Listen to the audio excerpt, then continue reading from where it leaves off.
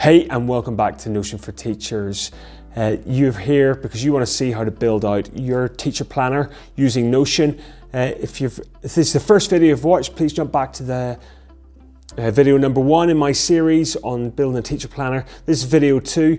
If you're in this video, you need to have watched video 1 because that's the basis of where you build your teacher plan from.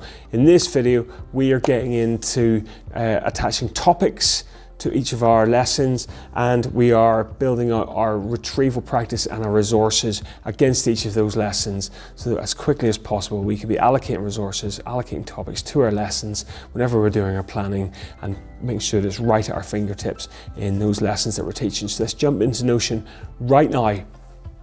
After you've hit subscribe, of course, because you don't want to miss video 3 in the series. You don't want to catch any of my, or miss any of my other videos every single week that I'm dropping. Hit subscribe now, then we will jump right into Notion and build out our topics, resources, and our retrieval practice in our teacher planner, getting as much value out of Notion as we possibly can. I'm super excited for you. Well done for looking in. Let's start building. Okay, continuing where we were in the last video then, I now want to populate my topics, resources, and retrieval practice columns in my teacher planner. So I will come in here in my topic column. I want to edit that properly. I want to make that a relation. Here we go. Make that a relation. I'm going to link that to my topics database. All right, so that's a separate database in my Notion system where I can go in and I can link it to different topics. And you would want to build your own topics database where you have a list of all the topics you teach, and in that topics you can have key information for each of those topics, like textbook pages, typical homeworks that you set for that topic, any resources that are particularly useful you can link from your resources database into that topics database. And then once linked into your teacher planner, you can have the correct resources for that topic to display in the teacher planner. Superb functionality that we get from Notion, okay? But that's very quick there. And whenever I'm going into my teacher planning, I can just come in here and I can be selecting different resources that I want to, or different topics I want to be teaching in each of these different periods, all right? Me, I've been building this out for a year, so my topics database is quite nicely populated with lots of different topics there from across 3rd, 4th, 5th, 6th form. All right, loads of topics. If you're new to this, you might be building these topics into your topics database as you go. Then I would also, if this is my high-level topic, if I'm teaching reading scales in a particular lesson or working with ratios in a particular lesson, then what I would want to know is what all of the resources that are available for that particular topic happen to be.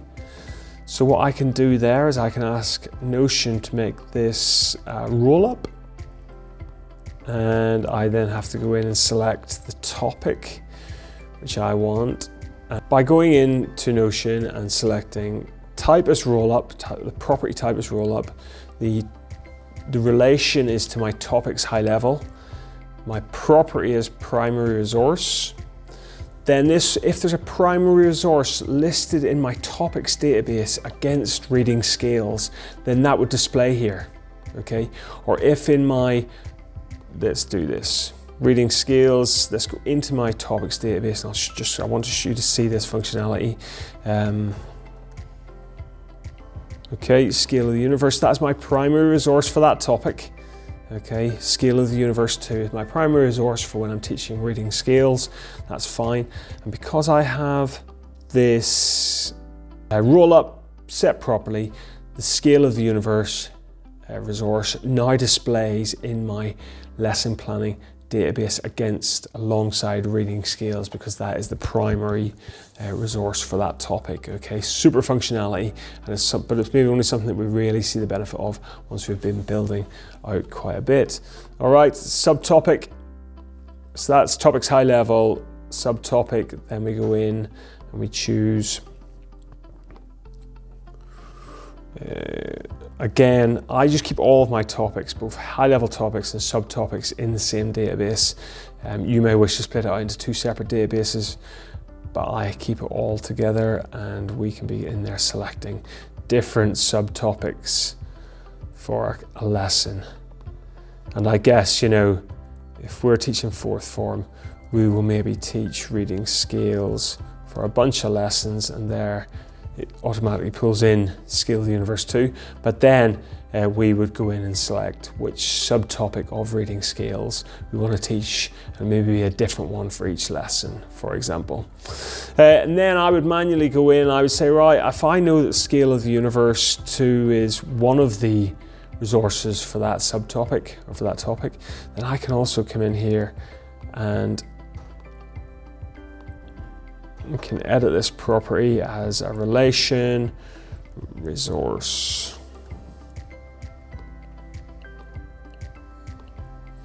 Okay, and there. Okay, and I can go in there and manually select. I've thought, right, I'm teaching 4C this year, I'm teaching them this topic. I think that particular resource is the right one for this, for the ability level of this group. Okay, I'll choose that resource. Fantastic, okay. And for the lesson before that, when we're going to do some other part of scale, scale factor, brilliant. There's a tables for scale factor. And that's going to be perfect resource for that lesson or whatever it is. And then I can display different views of this teacher planner across my Notion system, okay. Moving forward then, so what I tend to do is I like to, in certain dashboards, and if you look at other videos across my system, certainly one of my most recent videos was about retrieval practice. Okay then, so then I have 3 columns here where I like to be able to view the topic which I taught last lesson, last week and last month. All right, it's good to have those on display, I think, in each given lesson. So I will come in here once my subtopic page or column is fully populated with what I'm teaching in any given lesson. I would come in and I would just copy and paste those across into month last retrieve. So I want to line these up so it's a month out from where I'm teaching it that day. Then I'll come in and I'll do week last retrieve and lesson last retrieve.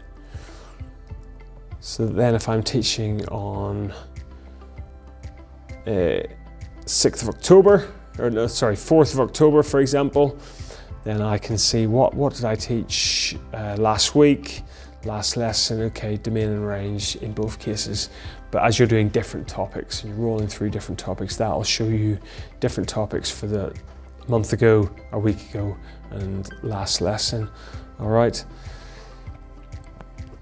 And then with a number of students often being away from class, especially with COVID and things, we were having to drop our resources into Teams. So I would then want to just so I knew where I dropped it, I would drop it into Teams, and then I would jump in there and grab a link of the post in Teams just so I could link to it again very quickly.